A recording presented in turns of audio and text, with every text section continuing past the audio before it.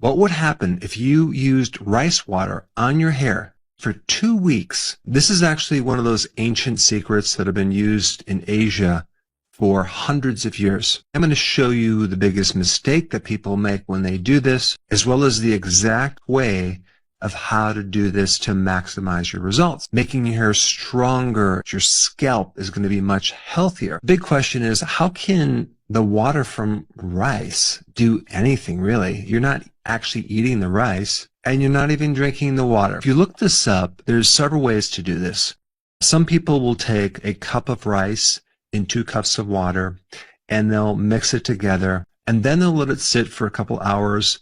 They'll strain off the rice, and then use that rice water on their hair. That's really not going to do anything. There's a way to make this rice water that you can turn that into a probiotic. What's interesting is you're not actually adding any microbes at all. The microbes are already on the rice.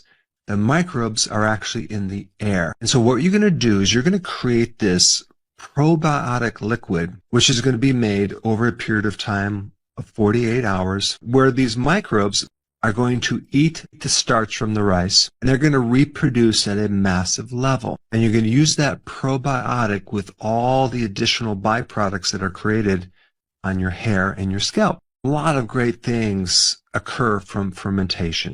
Of course, you have yogurt, kefir, cheese. All these wonderful things occur when you ferment them. Let's first talk about what is in this rice water that's so good for your hair and your scalp. Rice normally has a lot of B vitamins, and B vitamins are essential for the hair. There's amino acids in this solution as well. One of the interesting byproducts of fermentation is called Pitera. A lot of people use Pitera on their skin. Pitera is the antidote to dull hair because it's going to make your hair look really bright, shiny, healthy. If you had dandruff, for example, or itchiness, or some type of imbalance in the microbiome on your surface of your skin, that's going to be greatly improved. As soon as you start sterilizing it or putting shampoos that actually kill the microbiome in your scalp, then you get an overgrowth of unfriendly yeast.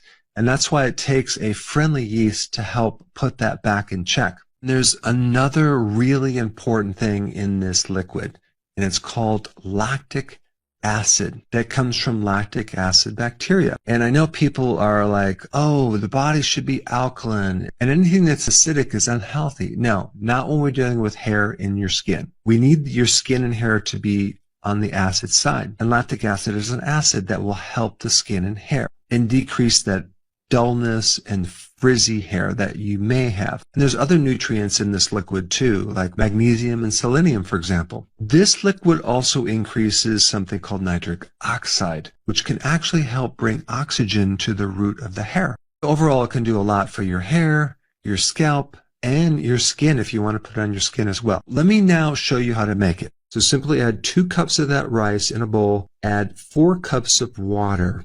And I recommend taking your hand and massaging it a little bit, just so you can clean out any dirt or excess starch. Then you're going to drain the water. So what's left in the bowl is 2 cups of this wet rice. At this point, add 2 more cups of fresh water. Mix it up a little bit and let it sit at room temperature for 2 hours. You're going to drain out the fluid into the glass jar.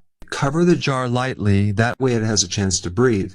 And what's happening is the yeast and bacteria from the air and on the rice is starting to eat some of that carbohydrate in that rice water. And they're eating it, and they're giving all these amazing byproducts, vitamins, minerals, antioxidants. When you're fermenting a solution, you can ferment it for 24 hours and still get some benefit. You'll have a lot of the bacteria that's growing in there. And then in the second 24 hours, you're going to have more of the benefits from the yeast and their byproducts, which are really going to help your scalp and your skin, as well as the hair. But here's the thing. You could continue to ferment this for a much longer. You can go a week. Some people even go for a month. You may notice that it starts to give some smell or odor that you might not like. And that has to do with some of the overgrowth that can occur in that mixture. You really don't need to go past 48 hours. But if you do, it will still help you. You just might want to add some spearmint essential oils or something to offset the smell. Then at 48 hours, you can take the cheesecloth or paper towel off the top, screw the lid on it, and then put it in the refrigerator so it can then be preserved for a longer period of time.